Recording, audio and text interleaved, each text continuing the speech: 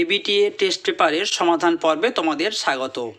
আজকে আমরা 172 পৃষ্ঠা 6 নম্বর সেটের এমসিকিউ এসএকিউ প্রশ্নের পাশাপাশি ব্যাকরণ অংশে তোমাদের উত্তর জানিয়ে দেব। আসছি প্রশ্নতে। তোমাদের প্রথমে 17টি এমসিকিউ টাইপের প্রশ্নের উত্তর লিখতে হয়।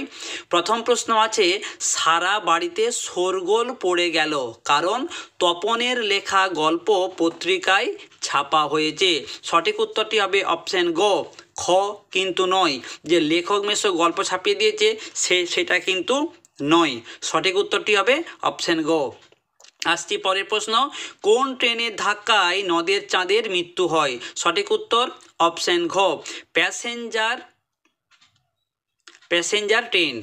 3 নম্বর প্রশ্ন, জগদীশ বাবুর সম্পত্তির পরিমাণ কত? অপশন খ 11 লক্ষ টাকা। পরের প্রশ্ন, তার রঙ্গরসে মন না দিয়া, যার রঙ্গরসের কথা বলা হয়েছে তা হলো ব্রততীর। পরের প্রশ্ন, আয় আরও বেঁধে বেঁধে থাকি কবিতায় কোন বক্তব্য প্রকাশিত? উত্তর হবে বিপন্ন অস্তিত্ব, অপশন গ। পরের প্রশ্ন, মধ্যতে যে কন্যাখানি, এই কন্যাটিকে না মাঝে ছিল পদ্মাবতী, অপশন ঘ। পরের প্রশ্ন, একটি বিদেশি কাগজে ফাউন্টেন পেনের বিজ্ঞাপন ছিল। সঠিক উত্তরটি হবে অপশন গ 700 রকমের নিব। পরের প্রশ্ন, যারা ইংরেজিতে ভাবেন এবং যথাযথ বাংলা অনুবাদ করার চেষ্টা করেন তাদের রচনা খুব উৎকট হয়। সঠিক উত্তরটি হবে অপশন খ।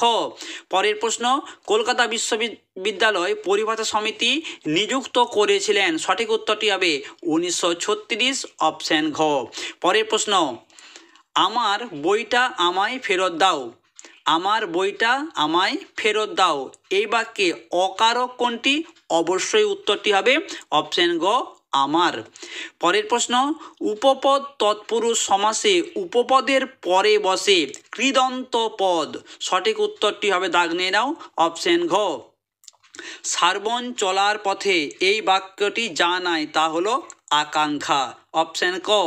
পরের প্রশ্ন, ঠাকুর গীতাঞ্জলি লিখে নোবেল পুরস্কার পান, এই বাক্যের নিম্নরেখা অংশটি কি? অর্থাৎ এই যে বলা আছে গীতাঞ্জলি লিখে নোবেল পুরস্কার পান, অর্থাৎ একটা বাক্যের বিধেয় অংশকে সম্প্রসারণ করা হয়েছে, তাহলে উত্তরটি হবে অপশন ঘ বিধেয়র সম্প্রসারক। পরের প্রশ্ন, কাজল কালো সমাসটি হলো উপমান কর্মধারয়, অপশন গ। পরের প্রশ্ন, কি বোকামি না করেছি বাক্যটি কোন ধরনের বাক্য? কি বোকামি না করেছি আবেগ সূচক বাক্য, অপশন খ। পরের প্রশ্ন, বাচ্য শব্দের উৎপত্তি হলো বচ ধাতু যোগ জ, অপশন গ সঠিক উত্তর। শেষ প্রশ্ন, অনুসর্গ হলো এক ধরনের অব্যয়। এরপরে আসছি তোমাদের 2 দাগের প্রশ্নতে। তোমাদের এখানে মোট 19টি এসএকিউ টাইপের প্রশ্ন লিখতে হয়, যার মধ্যে গল্প থেকে তোমাদের 4টি প্রশ্নের উত্তর লিখতে হয়। প্রশ্ন থাকে 5টি। প্রথম প্রশ্ন দেখো আছে, ক্রমশ কথাটাও ছড়িয়ে পড়ে, কোন কথাটা ছড়িয়ে পড়ে? উত্তরটি দেখে নাও, তপনের নূতন লেখক মেসোমশাইয়ের কারেকশনের কথাটা ক্রমশ ছড়িয়ে পড়ে। দ্বিতীয় প্রশ্ন, আজ্ঞে তাহলে নমস্কার, কে কাকে নমস্কার জানিয়েছিল? গিরিশ মহাপাত্র অপূর্বকে নমস্কার জানিয়েছিল। পরের প্রশ্ন দেখো 2.1.4, ইসাবের মেজাজ চড়ে গেল কেন? তোমরা উত্তরটা দেখে নাও, অমৃতকে অনিচ্ছা সত্ত্বেও কালিয়া জোর করে কুস্তি লড়তে গিয়ে মাটিতে ফেলে দিলে বন্ধু ইসাবের মেজাজ চড়ে যায়। শেষ প্রশ্ন, দোকানদার হেসে ফেলে কোন কাণ্ড দেখে? না, হরিদার বাইজির ছদ্মবেশ দেখে দোকানদার হেসে ফেলে। এরপর আসছে কবিতার অংশে, সেখানে তোমাদের 4টি প্রশ্নের উত্তর লিখতে হয়। দেখো প্রথম প্রশ্ন আছে 2.2.1, তবু তো কজন আছি বাকি, কবি বাকিদের নিয়ে কি করতে চান? তোমরা উত্তর লিখবে, কবি বাকিদের নিয়ে হাতে হাত রেখে সঙ্গবদ্ধ করতে চান। পরের প্রশ্ন, ওই আসে সুন্দর, সুন্দর কিভাবে আসে? না কাল ভয়ঙ্কর বেশে। পরের প্রশ্ন, আমার শুধু একটা কোকিল, এখানে কোকিল কিসের প্রতীক?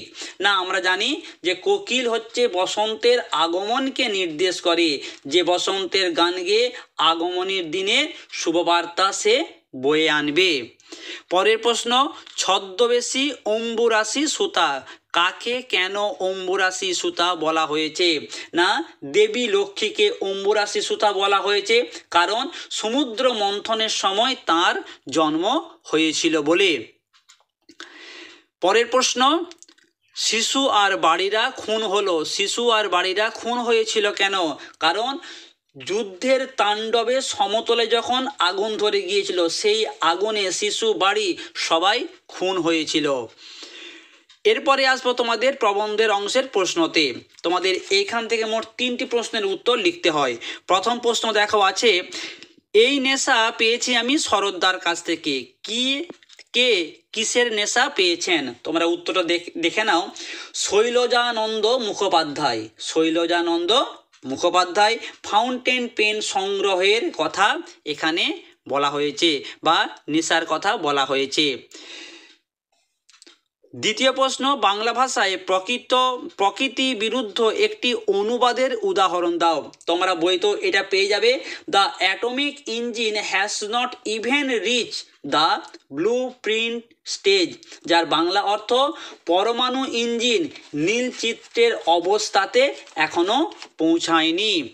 আসছি 3 নম্বর প্রশ্নতে, সোনার দোয়াত কলম সে সত্যি হতো, বক্তা সোনার দোয়াত কলমের কথা কিভাবে জেনেছিলেন? না শুভ ঠাকুরের দোয়াত সংগ্রহ দেখতে গিয়ে। শেষ প্রশ্ন, কলম তাদের কাছে আজ অস্পৃশ্য, না ওই সমস্ত পকেট মারদের কথা এখানে বলা হয়েছে। পকেট মারদের কাছে কলম এখন অস্পৃশ্য কেন? বর্তমানে কলমটা এত সস্তা বলে পকেট মারও এখন হাত সাফাই করে না। এরপরে আসবো সব থেকে তোমাদের যেটা একটু কঠিন লাগে, সেটি হলো ব্যাকরণ অংশ। 2.4 দাগে তোমাদের মোট পরীক্ষায় 8টি প্রশ্নের উত্তর লিখতে হবে, প্রশ্ন থাকবে 10টি। আসছি প্রথম প্রশ্নতে, সন্ধি ও সমাসের মধ্যে একটি পার্থক্য লেখো। তোমরা বলবে সন্ধি হচ্ছে ধ্বনি বা বর্ণের মিলনে ঘটে, আর সমাস 2 বা ততোধিক পদের মিলনে ঘটে। গাড়ি চলে এই বাক্যটি কোন বাচ্যের উদাহরণ? তোমরা বলবে কর্মকর্তৃ বাচ্য। 3 নম্বর প্রশ্ন, একটি অনুজ্ঞা সূচক বাক্যের উদাহরণ দাও। তোমরা বলতে পারো আমাকে একটি কলম দাও। পরের প্রশ্ন, কলকাতা আমরা একসঙ্গে যাচ্ছি বেড়াতে, বাক্য নির্মাণের কোন শর্ত এখানে লঙ্ঘন করা হয়েছে?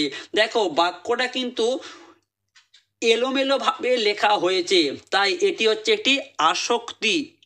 এখানে বাক্যের যে আসক্তি তা লঙ্ঘন করা হয়েছে। বাক্যটাকে ঠিক আমরা এইভাবে বলবো, আমরা একসঙ্গে কলকাতা বেড়াতে যাচ্ছি। কেমন? তাহলে উত্তরটি হবে আসক্তি। পরের প্রশ্ন, ব্যাসবাক্য সহ সমাস লেখো। রাজপথ, দেখো রাজপথ হবে পথের রাজা, সম্বন্ধ তৎপুরুষ। তোমাদের বলে দিই যে ব্যাসবাক্যে রাজা থাকলে সমস্ত পদে তা আগে বসে। কেমন?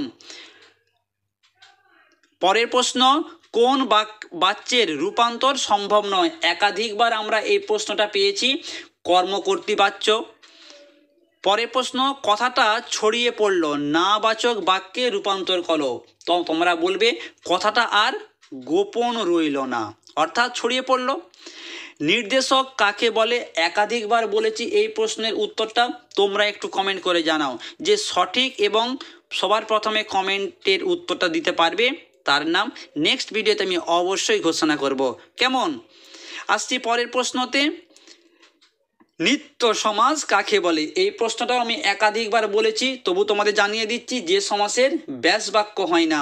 তোমরা একটা এর উদাহরণ জানাও যে নিত্য সমাসের একটা উদাহরণ কি হবে, কমেন্ট করো এখনই। শেষ প্রশ্ন, বাক্যে ব্যবহৃত অপ্রাণীবাচক পদটির নাম লেখো। তোমাদেরকে আমি এই অপ্রাণীবাচক কর্ম অর্থাৎ মুখ্য কর্ম কোনটা আর গৌণ কর্ম কোনটা আমি তোমাদেরকে অনেকবার একাধিক সেটেতে কিন্তু ভালো করে বুঝিয়ে বলেছি। এই প্রশ্নের উত্তরটাও তোমরা কমেন্ট করে একটু জানিয়ে দাও যে একটি অপ্রাণীবাচক কর্ম অর্থাৎ মুখ্য কর্ম কোনটা হবে। ভিডিওতে একটা লাইক করে দিও আর নেক্সট ভিডিওর জন্য চ্যানেলটাকে অবশ্যই সাবস্ক্রাইব করে পাশের বেল আইকনটা প্রেস করে নোটিফিকেশনটা অল করে দাও।